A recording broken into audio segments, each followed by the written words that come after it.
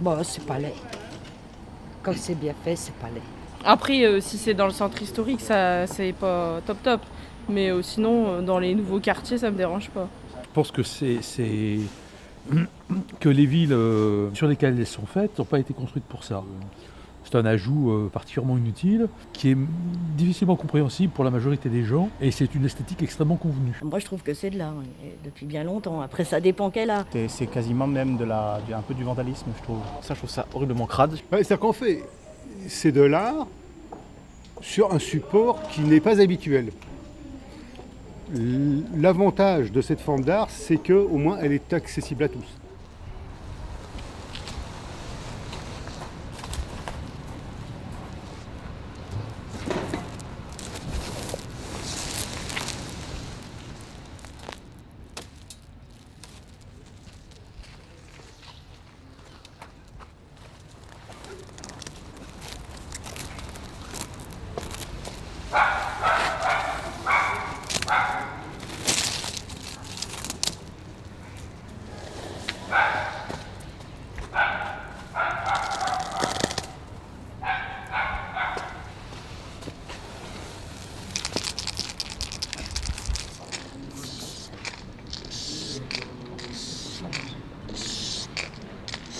Le cellophane, ce qu'on appelle nous le cellographe, c'est deux graffeurs qui ont mis ça au point, Canos et Astro, au travers de leurs études d'art et de réflexion aussi.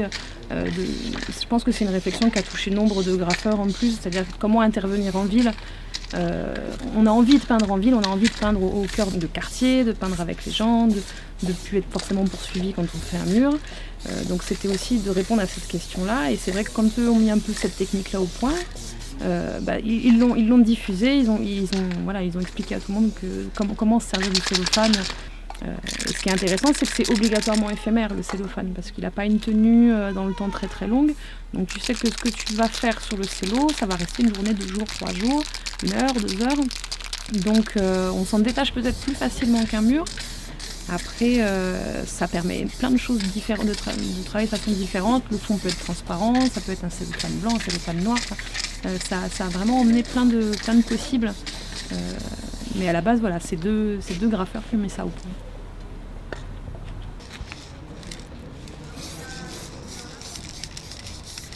Le graphe, moi je pense que ça englobe vraiment ce qui est peinture. C'est-à-dire que pour moi, graffer, c'est faire un mur en peinture, éventuellement un fond au rouleau, retravailler, ça peut être rouleau ou bombe, voilà.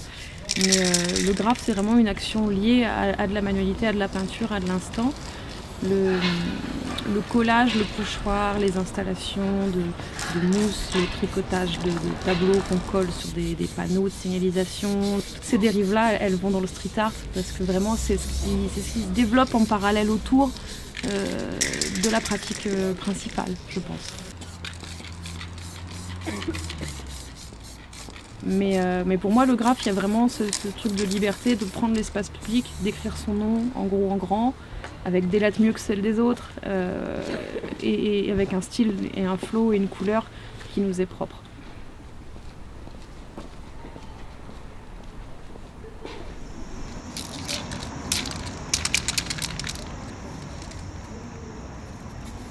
Alors lorsque je graffe, j'ai une peinture qui est plutôt abstraite. Même si j'aime aussi des fois faire des personnages et travailler un petit peu en mode croquis ou esquisse des éléments graphiques que je vais mélanger dans ma fresque et installer dans la composition. Moi j'aime beaucoup travailler à partir de la gestuelle et du corps. J'aime mélanger aussi les techniques, travailler avec du rouleau, percer des bombes, lancer de la peinture. Moi c'est vraiment l'énergie qui m'intéresse. Je peins assez rapidement. Donc c'est vrai qu'en 2 heures, 3 heures, je vais vraiment faire bouger beaucoup sur mon mur. Si c'est une peinture plutôt abstraite, ce qui est vraiment en ce moment un petit peu plus le cas. Et c'est vrai que ça va être le dynamisme du moment, l'énergie pendant ces 2 heures et la confrontation entre le support qu'on peint, comment est le mur, qu'est-ce qui renvoie un peu, et puis l'énergie qu'on peut y mettre en peinture. Et ensuite, ça va être un travail d'harmonie de couleurs, de choses comme ça, de composition. Mais après, c'est plutôt instinctif.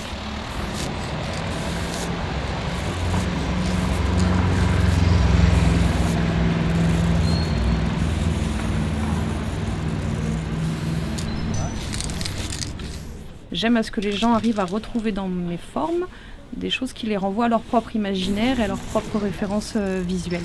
C'est-à-dire que sur une production abstraite, à un moment donné, on va me dire « Ah bah là j'ai vu un oiseau, là j'ai vu un chien, là j'ai vu une voiture ».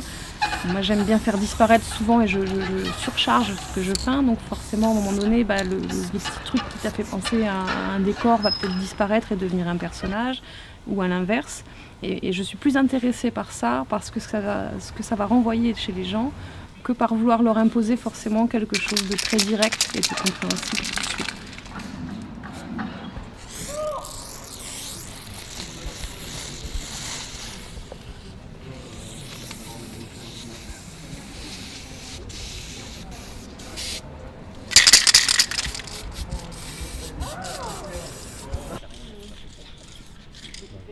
Quand moi je vais peindre sur Bourges, moi je suis vraiment dans cette démarche-là, un peu de rencontre et d'échange. On a des réactions vraiment super sympas. Et en même temps, il y a toujours aussi la personne qui déteste et qui n'aime pas. Mais en tout cas, ce que ça provoque, c'est que les gens s'expriment. C'est-à-dire que même si ça va être une insulte ou un truc, ils vont le dire. Donc moi je trouve ça intéressant, c'est que ça provoque chez les gens une réaction qui fait qu'ils vont donner leur avis à haute voix. Finalement, comme si le fait que nous on aille peindre à haute voix aussi, entre guillemets, ça les engage, ça les encourage aussi à dire ce qu'ils pensent. Donc après, bonne ou mauvaise la réaction, moi je pense qu'elle a le droit d'exister. Donc on ne nous jette pas une pierre ou qu'on ne casse pas mon échafaudage quand je suis dessus. Voilà, je pense que ça provoque en tout cas cette liberté de s'exprimer.